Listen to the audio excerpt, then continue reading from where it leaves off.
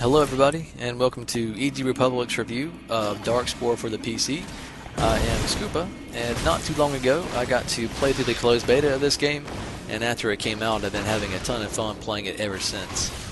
This game plays very similar to Diablo, Dawn of the Ancients, League of Legends, Here is a New Earth, and Bloodline Champions. It's a clone of all of those games because it's a top-down point-and-click movement.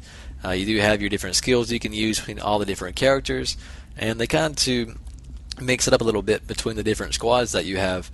That way you're not using the same few guys over and over again, like you're actually forced to kind of mix things around. However, the AI also does try to mix things up. I remember one time me and Jeep were playing through and he was like, "Oh, ha ha ha, this guy's running away." But in actuality, it was the mobs trying to split us up so that we were isolated and they'd have a better chance of killing us. But we were too BA for that, so it didn't work.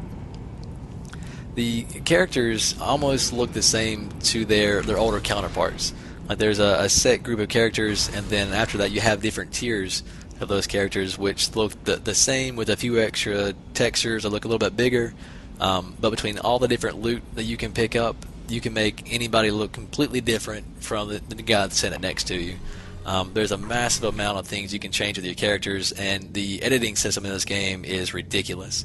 Like, I mean, Jeep would spend hours and hours just messing around with his shoes or something.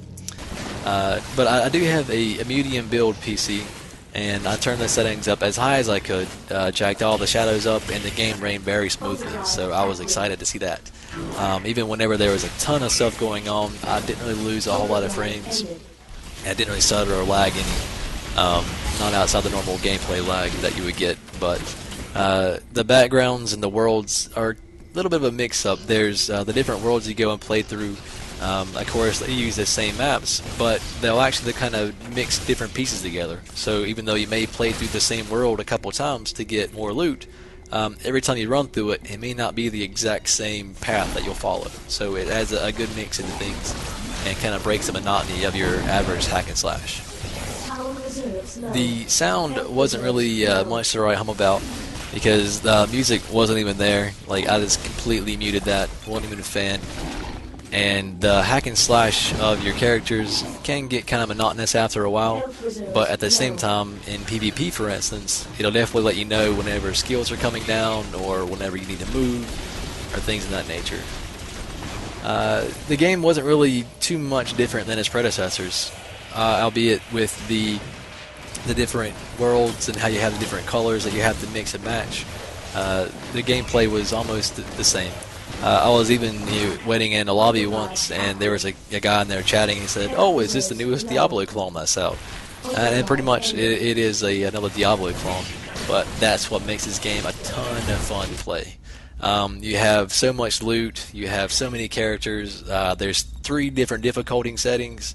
I think there's a ton of content here to keep your average gamer and also your die-hard Diablo fans.